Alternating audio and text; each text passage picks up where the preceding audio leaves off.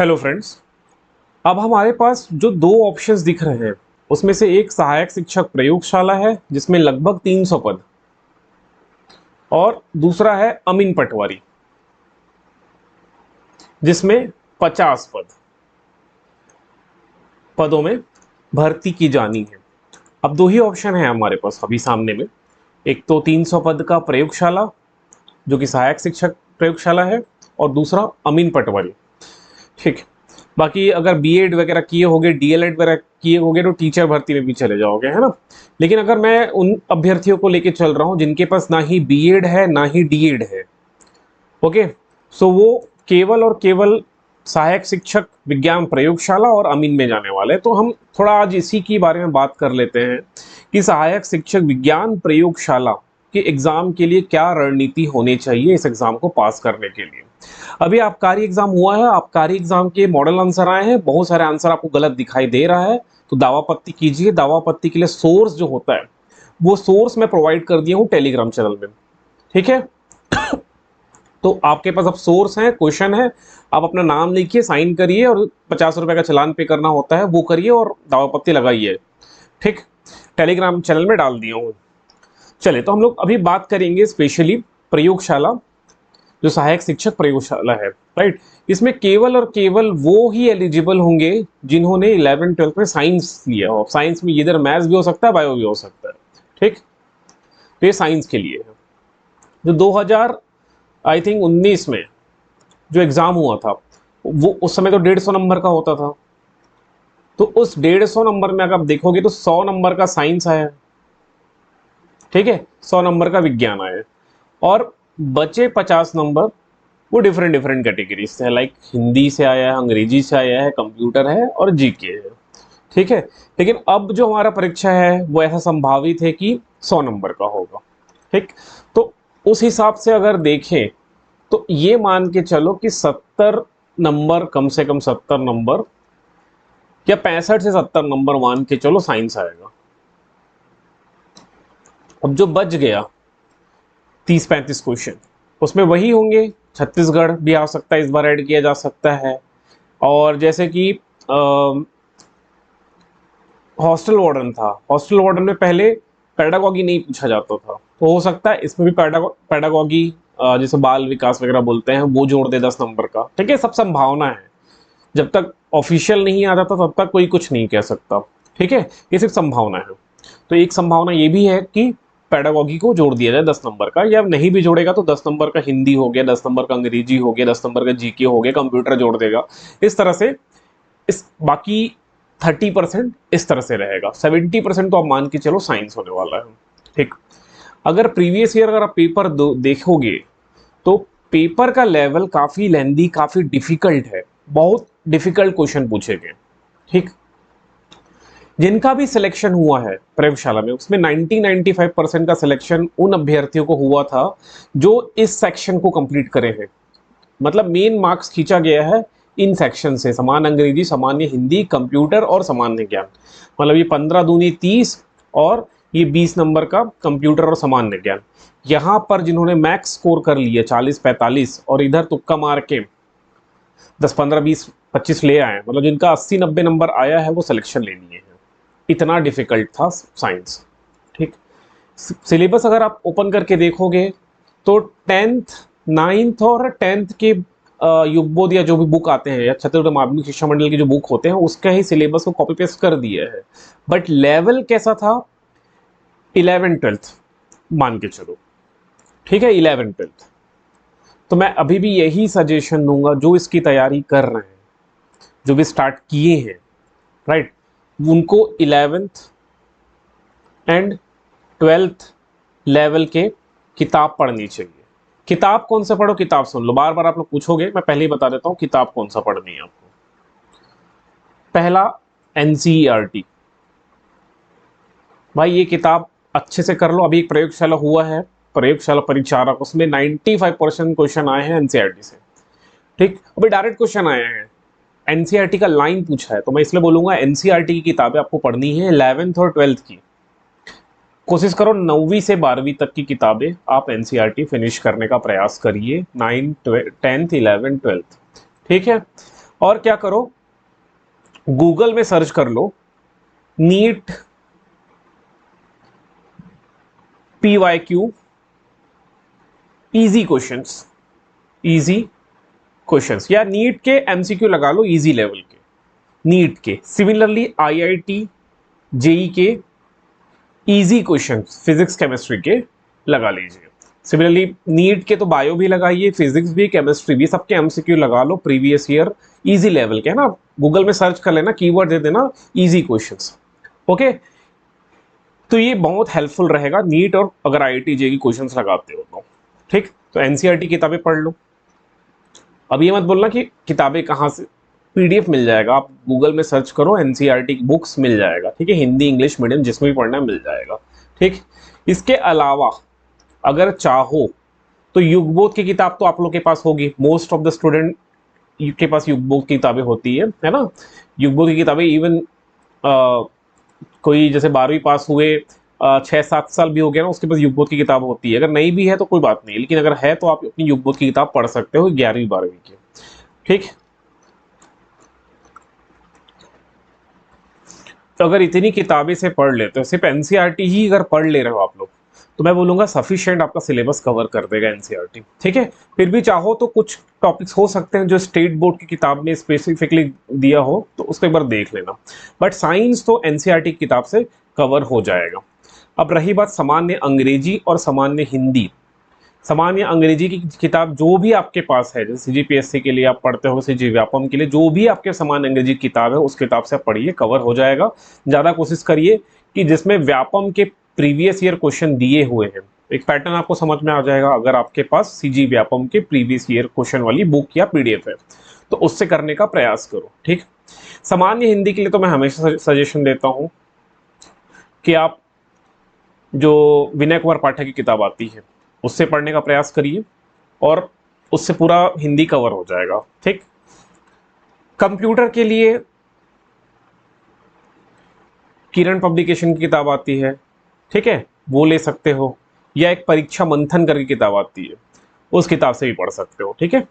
सामान्य ज्ञान अभी GK है, इसके लिए चाहो तो लूसेंट सफिशिएंट है, ठीक है। 10 क्वेश्चन, 5-10 क्वेश्चन आएगा तो लूसेंट से कर सकते हो, ठीक है, किताबों में। अब देखो मैं सिलेक्शन के लिए ना एक रूल बता देता हूं। समय मान के चलो 60 दिन आपके पास, 60 डेज, ठीक है। समय कम ही लेके चलो, हो सकता है एग्जाम 3 महीने बाद हो, 4 महीने बाद हो, हम 60 दिन मान के चलते हैं कि 60 आज से ठीक 61वां दिन हमारा एग्जाम है, ये मान के चलते हैं, ठीक। मतलब मेरे पास समय 60 दिन, फिर डेडलाइन मिल चुका है, ठीक। डेडलाइन का मतलब क्या हो गया कि अब मेरे पास लिमिटेड टाइम है और डेडलाइन पड़ा हुआ है, इस तारीख को एग्जाम है, आज से जस्ट 60 दिन बाद, मतलब जो 61st डे है आपका, उस दिन एग्जाम है, ये मान के चलो, ठीक। इतने दिन में 60 डेज में आपको सिलेबस कंप्लीट करना है, ठीक, कंप्लीट करना है, सिलेबस कंप्लीट करना है। और इसके लिए मैं एक रूल बता देता हूं सिलेबस कैसे कंप्लीट होगा। आप सिलेबस को ना 2 पार्ट में तोड़ लेना। पहला पार्ट हो जाएगा साइंस, पहला पार्ट हमारा हो गया साइंस, साइंस हमारा पहला पार्ट हो गया। और जो दूसरा पार्ट है वो जो बचा नेक्स्ट, जिसमें है अंग्रेजी, हिंदी, कंप्यूटर साइंस, GK, वो हमारा सेकेंड पार्ट हो गया जो बच गया। अब ऑब्वियसली फर्स्ट पार्ट है हमारा, फर्स्ट पार्ट है साइंस वाला, उसको ज्यादा टाइम देना है ना, इसको सबसे ज्यादा समय देना है साइंस को। तो आप समझ के चलिए कि ये जो पार्ट 1 है साइंस वाला, इसको दोगे 70% समय, ठीक। 10 घंटे का टाइम बना लो, 7 घंटे इसको देना है आपको, सहना, सिंपल सी बात है, 7 घंटे, क्योंकि 60 दिन का समय है ना यार। मैं अगर बोलूं कि 4 महीने का समय है, 6 महीने का समय है, तब आप इस टोटल 10 घंटे को घटा के 6 घंटे भी पढ़ सकते हो, लेकिन अभी हमारे पास टाइम फिक्स्ड है कि 60 दिन ही मेरे पास समय है, और मैं 60 दिन में सिलेबस कंप्लीट करूंगा तो मुझे ज्यादा टाइम देना पड़ेगा, है ना। तो ये 6 घंटे ना देके अब हम समय देंगे 10 घंटे, ओके। तो 10 घंटे में 7 घंटे आपको पढ़ना है साइंस। अब जो बचा 3 आवर्स, 3 आवर्स, ये 3 आवर्स में अब हमको पढ़ना है GK, हमको पढ़ना है इंग्लिश, हिंदी, कंप्यूटर, राइट। और भी जो आप अपने पास टॉपिक्स हैं, छत्तीसगढ़ भी पढ़ लेना इसी में, या तो आप चाहो, जैसे कुछ लोग ऐसे भी होंगे ना जो अमीन पटवारी की भी तैयारी कर रहे होंगे, सीजीपीएससी की भी प्रीलिम्स देने की तैयारी कर रहे होंगे। अब ऐसे में थोड़ा टाइम बैलेंस छूट जाता है। जैसे कई लोग मेंस का भी टेस्ट सीरीज चल रहा होगा, सीजीपीएससी मेंस, तो सीजीपीएससी मेंस को भी समय दे रहे होंगे, फिर उसमें से समय निकाल के 3 घंटे साइंस पढ़ने आ रहे होंगे, तो वो अब उसको आपको एडजस्ट करना है। मैं तो स्पेसिफिकली उनके लिए बोल रहा हूँ जो केवल व्यापम की तैयारी कर रहे हैं, और व्यापम में भी इसी प्रयोगशाला, जो हमारा सहायक शिक्षक प्रयोगशाला है, उसकी तैयारी कर रहे हैं, तब की केस की मैं बात कर रहा हूं। ठीक।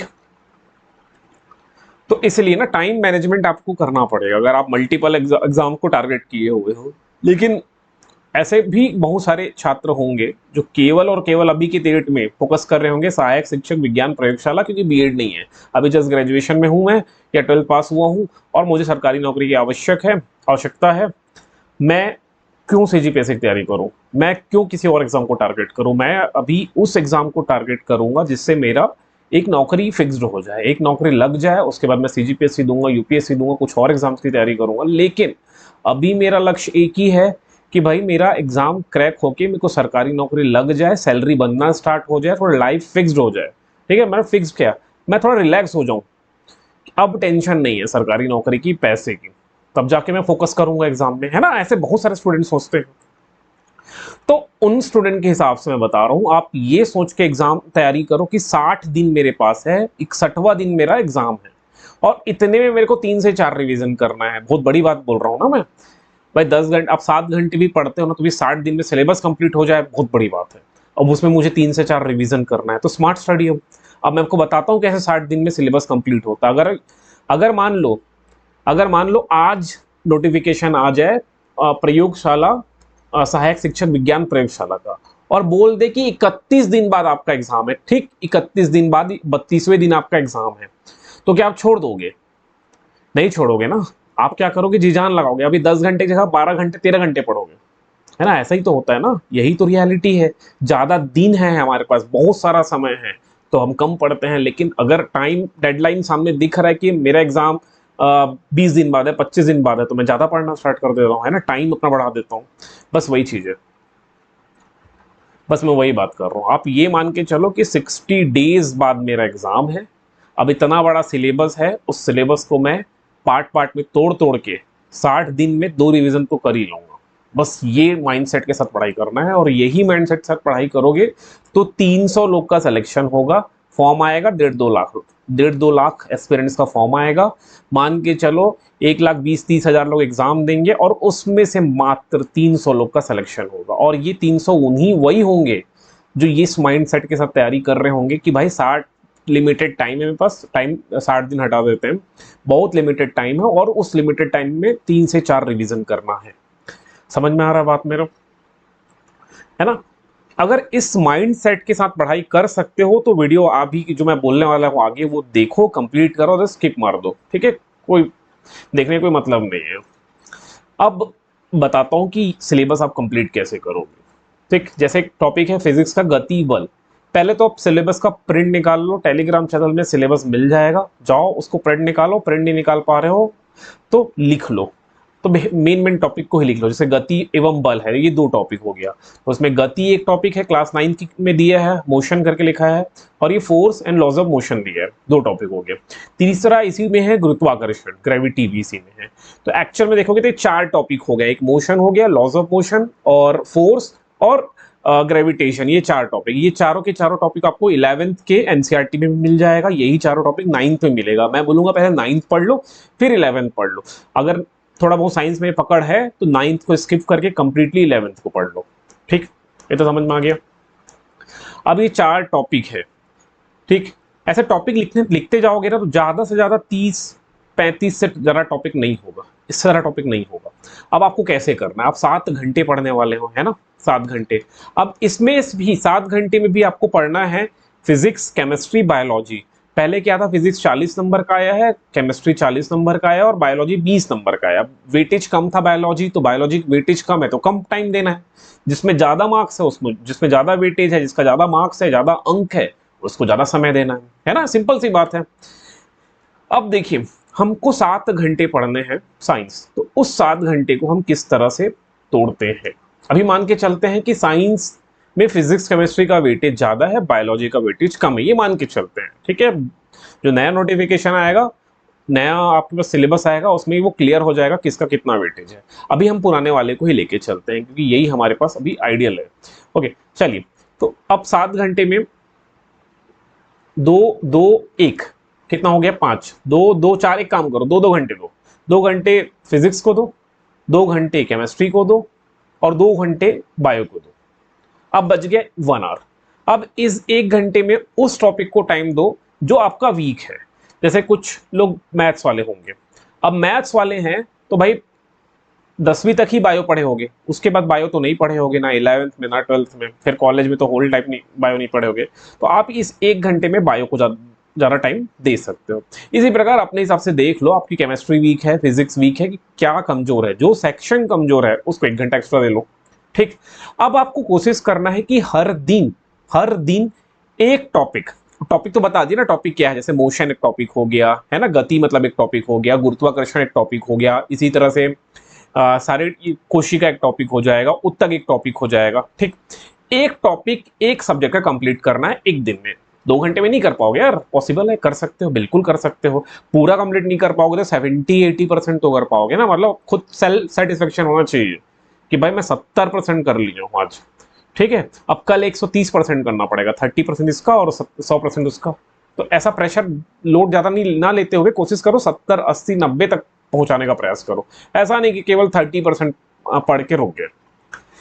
तो हर एक दिन आपको एक टॉपिक कंप्लीट करना है, फिजिक्स का भी, केमिस्ट्री का भी, बायो का भी। ठीक, तो फिजिक्स का कोशिश करो ना, मैं तो बोल रहा हूँ ना, 60 डेज का टाइम आपके पास है, ये एकदम दिमाग में फिट कर लो, तभी होगा प्रेशर, है ना।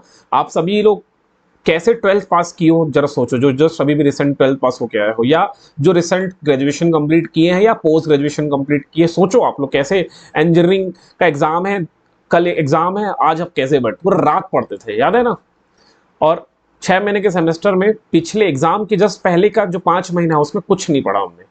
कब पढ़ते थे, सीटी के दौरान और एग्जाम के, सेमेस्टर एग्जाम के समय, उस समय पूरा पढ़ते थे ना, और उस समय पढ़ के पूरा सिलेबस कंप्लीट कर लेते थे। मतलब जैसे कल मॉर्निंग में 10 बजे एग्जाम है, पूरा रात पढ़ूंगा, सुबह तक पढ़ूंगा और मेरा सिलेबस कंप्लीट, इवन 2 2 रिवीजन कर लेते थे लोग। तो समझ में आ रहा है ना, डेडलाइन, अगर आपके सामने डेडलाइन है और आपको पता है कि कल एग्जाम है और पास होना जरूरी है, बिना पास हुए काम नहीं चलेगा, तो आप एनी हाउ सिलेबस कंप्लीट कर लोगे। वही मैं बता रहा हूँ, अगर 60 डेज का टाइम आप दिमाग में सेट कर लेते हो तो एकदम मैं गारंटी लेता हूं 1% छात्र तो ऐसा होगा वो 60 डेज में 60 डेज में 2 से 3 टाइम्स उसको रिवीजन कर लेगा। देखो, सिलेक्शन भी कम लोग का होगा, और अगर आप लोग देखोगे रैंक वन में, एक चीज और बता दूं, रैंक 1 का मार्क्स सपोज आ रहा है 100 में 82 नंबर, रैंक 1 का, और रैंक 10 का भी देखोगे तो 81 82 के आसपास ही उसका मार्क्स होगा, 80 81 के आसपास, 81 80 समथिंग कुछ पॉइंट में। और अगर आप रैंक 500 तक जाओगे तो ऐसा नहीं है कि वो 82 से घट के 30 35 में आ गया, नहीं, 30 35 में नहीं आएगा, वो ज्यादा से ज्यादा 5 7 नंबर, 10 नंबर कम कर दो, है ना, 82 में 10 घटा दो, 72 के आसपास में, मतलब 10 नंबर में ही, मैं ज्यादा ही बोल दिया हूँ लग रहा है, 10 नंबर में ही 500 रैंक आ गए। तो मतलब एक्चुअल में ये सब टॉपर हैं, है ना, भले सिलेक्शन नहीं हो पाया लेकिन टॉपर है, ये भी सब टॉपर है, 10 नंबर से ही पीछे है यार। हो सकता है उस दिन उसका दिन खराब हो, 2 3 क्वेश्चन में तुक्के गलत लग गए हैं, माइनस मार्किंग हो गया, 1 2 क्वेश्चन छूट गया हो, है ना, होता है, सबके साथ होता है। ठीक, तो उस बारे में बाद में कभी बातें करेंगे, लेकिन ये चीज आप समझ लीजिए कि अगर आपके पास डेडलाइन है, अगर आप फिक्स करके रखे हो तो आप उतना पोर्शन तो कंप्लीट कर ही लोगे। ठीक है, सो फिक्स कर लो दिमाग में, एक बैठा लो कि एक दिन में, हर एक दिन मैं एक टॉपिक फिनिश करूंगा, फिजिक्स का एक टॉपिक फिनिश करूंगा, केमिस्ट्री का एक टॉपिक फिनिश करूंगा, बायो का एक टॉपिक फिनिश करूंगा। अगर आपको फिजिक्स केमिस्ट्री बायोलॉजी का ऑलरेडी आइडिया है, क्योंकि आप सीजीपीएससी में पढ़े होगे, अभी भी प्रयोगशाला के 2 2 एग्जाम हुए हैं उसमें पढ़े होगे, तो पढ़ चुके हो, तो कोई भी टॉपिक वीक नहीं है। तो इस 1 घंटे में आप कोशिश करो वो टॉपिक को लो जो आपका छूट गया। जैसे फिजिक्स आपने 100% कर लिया, मतलब एक टॉपिक खत्म कर लिया। केमिस्ट्री में 80% हुआ, टाइम हो गया, बायो की ओर चले गए, बायो भी 100% हो गया। तो इस 1 घंटे में उस केमिस्ट्री का जो टॉपिक है 20% सिलेबस बच गया, उसको कंप्लीट कर लो। समझ में आ गया? 7 घंटे का इस तरह से यूटिलाइज करना है। अब बचा 3 घंटा, अगर 3 घंटा कम लगे तो 4 घंटा कर लेना। ठीक, अब उसको बांट दो। उस 3 घंटे के हिसाब से अगर मैं बात करूं तो 3 घंटे में 2 घंटे डिवाइड कर लो लैंग्वेज के लिए। ठीक, या 1.5 घंटा कर लो लैंग्वेज के लिए, अपने अकॉर्डिंग 1.5 आवर्स दे दो लैंग्वेज को। हिंदी लैंग्वेज, अंग्रेजी लैंग्वेज, 1.5 घंटे दे दो उसको लैंग्वेज के लिए। ठीक है, आधा घंटा 30 मिनट्स, अगर आप 30 से 45 मिनट्स अगर आप देते हो कंप्यूटर को, तो वो उतना सफिशियंट है कंप्यूटर के लिए। ठीक है, 30 से 40 मिनट, 40 मिनट दो, 40 मिनट्स। ठीक, 40 मिनट्स अगर समय देते हो कंप्यूटर को, तो मेरे अनुसार 40 मिनट एकदम सफिशियंट रहेगा आपके लिए। ठीक है, तो 40 मिनट दे दो कंप्यूटर को, कोई समस्या नहीं। अब बचे समय को सामान्य ज्ञान को दे दो। सामान्य ज्ञान देखो पढ़ना ही है, लॉन्ग टर्म में अगर रहना है, बड़ी पोस्ट लेना है, तो सामान्य ज्ञान आपको पढ़ना ही पड़ेगा। इसमें सामान्य ज्ञान में हिस्ट्री आता है, ज्योग्राफी आता है, पॉलिटी आता है ना, छत्तीसगढ़ आएगा। तो है बहुत बड़ा टॉपिक है सामान्य ज्ञान। है मार्क्स कम, 10 अंक का आ रहा है, लेकिन है बहुत वास्ट, अलग अलग किताबें हैं। तो इतने में अगर कोई डाउट है तो मुझे बताइएगा। और जो लोग ना साइंस जीरो लेवल से स्टार्ट कर रहे होंगे, कुछ ऐसे भी होंगे जो साइंस एकदम जीरो से स्टार्ट कर रहे होंगे, उनको भी मैं टिप्स दे देता हूं। अगर डर लग रहा है, विज्ञान से अगर डर लग रहा है, और ऑलरेडी विज्ञान के ही छात्र हो आप, तभी तो इस एग्जाम की तैयारी करने के लिए आए हो, और विज्ञान से डर लग रहा है, कुछ नहीं करना है यार। यूट्यूब में क्लास 9th से स्टार्ट करो।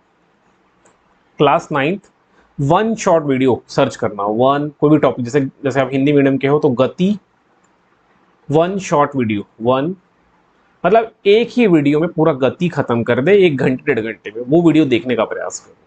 वैसे तो एक टर्म टाइम पास ही है, अगर आप यूट्यूब में 1.5 घंटे की वीडियो देख रहे हो एक टॉपिक के लिए, तो मेरे अकॉर्डिंग वो टाइम पास ही होगा। ठीक, उस 1 घंटे में बहुत कुछ पढ़ा जा सकता है। लेकिन फिर भी अगर आप एकदम बिगनर हो, अभी स्टार्ट कर रहे हो, साइंस छूटे कई साल हो गए और अब साइंस नहीं बन रहा है, तो मैं ही बोलूँगा कि यूट्यूब में सर्च करो, टॉपिक वाइज सर्च करो। भाई साइंस के वीडियो तो यूट्यूब में भरा पड़ा है। ठीक है, अब ये मत सोच के पढ़ना कि वो उस वीडियो के टाइटल में लिखा हो सहायक शिक्षक विज्ञान प्रयोगशाला गति। गति इज गति, है ना, चाहे आप क्लास 9th के बिहार बोर्ड का पढ़ो, छत्तीसगढ़ बोर्ड का पढ़ो, या एनसीईआरटी का पढ़ो, किसी भी बुक का पढ़ो, कोई भी बोर्ड का बुक, गति टॉपिक हो, गति तो गति है ना। उस मोशन मतलब मोशन रहेगा, कुछ नया तो नहीं पढ़ाएगा ना। सहायक शिक्षक विज्ञान प्रयोगशाला में कुछ नया आपको नहीं मिलेगा। ठीक, तो इससे एक चीज ये आप दिमाग में बैठा लो कि मैं 11th का मोशन पढ़ रहा हूँ एनसीईआरटी, या मैं 11th बिहार बोर्ड का पढ़ रहा हूँ, या यूपी बोर्ड का पढ़ रहा हूँ, या छत्तीसगढ़ बोर्ड का पढ़ रहा हूँ, तो अलग अलग होगा? नहीं होगा अलग, वो चारों चीज सेम होगा। और मैं आपको एक चीज बता दूं, ज्यादा बेटर केस में मिलेगा अगर एनसीईआरटी पढ़ रहे हो। लेकिन अगर आप लोग ये सोच रहे हो, ये यहाँ से पढ़ रहे हो सहायक शिक्षक विज्ञान प्रयोगशाला, तो हो सकता है वो लिमिटेड बताए। लेकिन कोई अगर एनसीईआरटी क्लास 9 का टीचर होगा और वो पढ़ा रहा होगा अपने बच्चों को, तो वो बहुत डिटेल से पढ़ाएगा, है ना। अब जैसे पहले हिंदी की ओर चलते हैं। ठीक, साइंस का सिलेबस देखेंगे बट पहले हिंदी देखते हैं।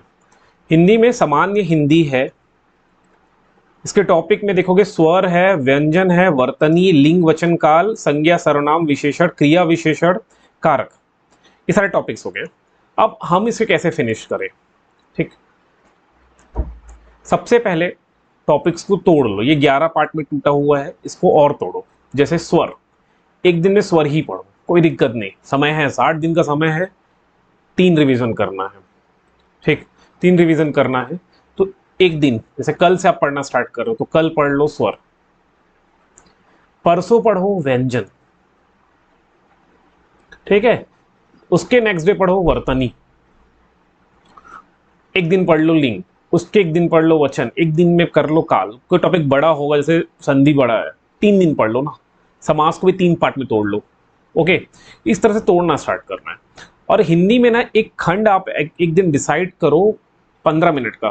15 मिनट के सेशन में ना डेली 5 मुहावरे, 5 लोकोक्तियाँ, 5 पर्यायवाची, 5 विलोम शब्द, 5 अनेक शब्दों के लिए एक शब्द, अनेकार्थी शब्द, वाक्यांश के लिए एक शब्द, ये 5 5 डिवाइड कर लो।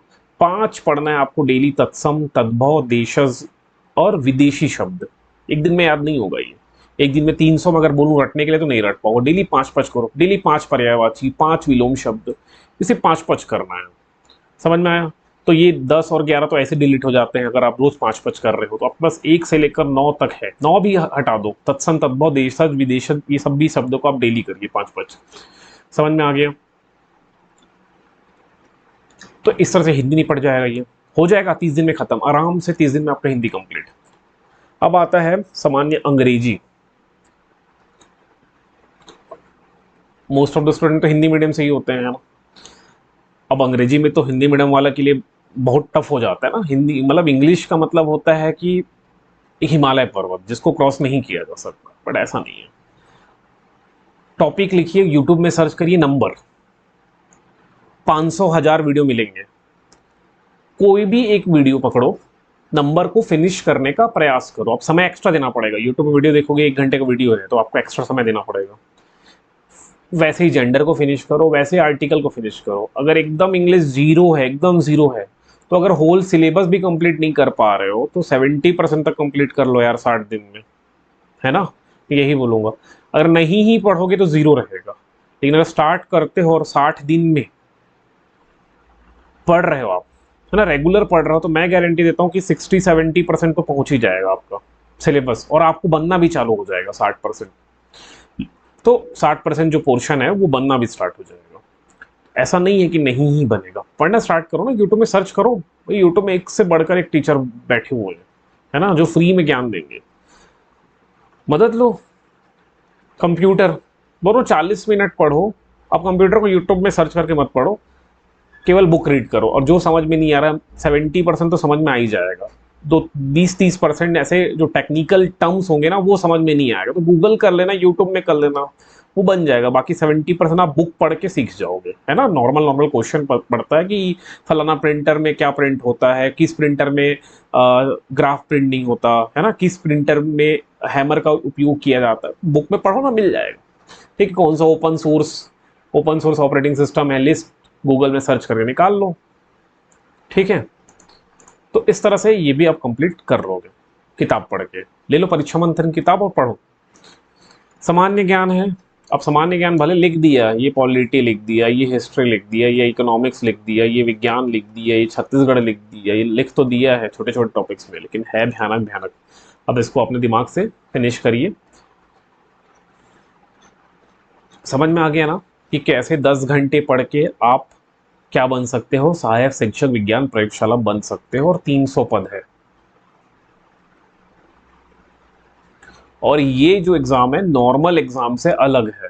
क्यों? क्योंकि इसमें 70% से ज्यादा साइंस आ रहा है ना। तो नॉर्मल एग्जाम से अलग हो गया। जैसे कोई सीजीपीएससी का तुर्रम खान है, अब वो आदमी को साइंस उतना डीप में नहीं आता, उसको सब आता है, उसको हिस्ट्री आता है, उसको ज्योग्राफी आता है, उसको पॉलिटी, उसको सब आता है, साइंस भी आता है लेकिन लिमिटेड आता है। इसमें पूछेगा अनलिमिटेड साइंस, लेवल बहुत हार्ड पूछता है। तो ऐसे केस में जो तुर्रम खान बन के घूम रहे हैं उनको भी मेहनत करना पड़ेगा। ऐसा नहीं कि यहाँ आके भी वो बैठेंगे एग्जाम और निकल जाएगा। ठीक है, लेकिन लास्ट टाइम हुआ है ऐसा, जो सीजीपीएससी की प्रिपरेशन कर रहे थे वो ही उसी में से 70-80% 90% लोग सहायक शिक्षक विज्ञान प्रयोगशाला बने हैं। क्यों? साइंस बहुत टफ आ गया। अब लोग डिपेंड हो गए वो 50 नंबर पे, और वो 50 number Hindi, English, computer, GK, इसमें महारत हासिल करके बैठे हैं सीजीपीएससी वाले, है ना। तो उनको फायदा मिला। लेकिन मैं अब यही बोलूँगा, पिछले बार से सबक लेते हुए साइंस पे बहुत फोकस करो। अगर आप सीजीपीएससी की तैयारी नहीं किए हैं, आप दिग्गज नहीं हो, तो भी प्रयोगशाला परिचारक बन सकते हो। कुछ स्ट्रैटेजी सिंपली फॉलो करना है। साइंस को ज़्यादा पढ़ना है, एक दिन में एक टॉपिक कंप्लीट करना है, थोड़ा टाइम बांट लो।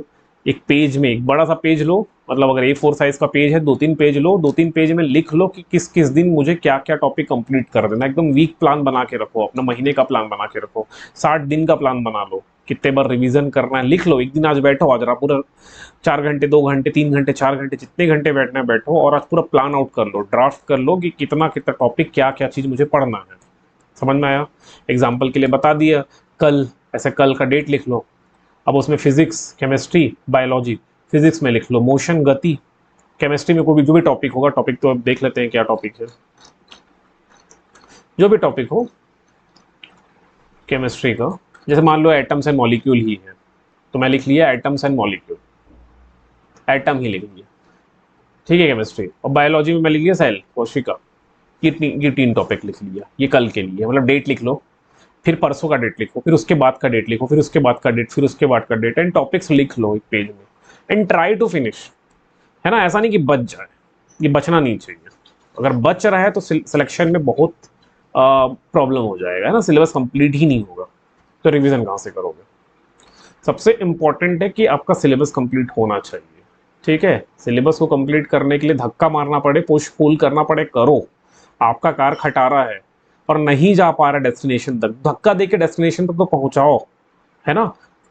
सबसे इंपॉर्टेंट है रिवीजन करने का कि पहले सिलेबस कंप्लीट हो। अगर सिलेबस ही कंप्लीट नहीं हो रहा तो रिवीजन तो नहीं कर पाओगे, बिना रिवीजन के सिलेक्शन नहीं होता, ठीक है। रिवीजन से ही सिलेक्शन होता है, जितना मल्टीपल टाइम रिवीजन उतना सिलेक्शन होने का सिलेक्शन जो रेशियो है वो बढ़ जाता है, सिलेक्शन होने का दर जो है वो बढ़ जाता है, ठीक है, रेट ऑफ सिलेक्शन बढ़ जाता है, ठीक। यही चीज़ है, इसको ऐसा लिख लो, काम चल जाएगा। 300 पद बहुत होते हैं, ठीक है, वैसे आता है 50, 60, 70 ऐसे पद आते हैं, लेकिन इसमें 300 आया हुआ है ना, किया जा सकता है, ठीक। अब ये हो गई पढ़ाई की बात।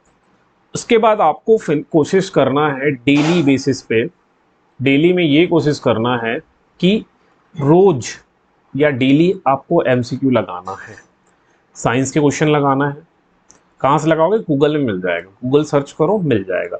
कुछ पीडीएफ मैं प्रोवाइड कर देता हूँ टेलीग्राम में, टेलीग्राम चैनल ज्वाइन कर लो, उसमें मैं एमसीक्यू आपको प्रोवाइड कर दूंगा। हो गया, एमसीक्यू रोज करना है, डेली करना है, या तो गूगल में सर्च करके कर लो, ठीक है। नीट इजी क्वेश्चन ऐसे सर्च मारो, IIT JEE easy question search मारो, मिलेगा। एमसीक्यू 10 भी क्वेश्चन कर लेते हो रोज, काफ़ी है।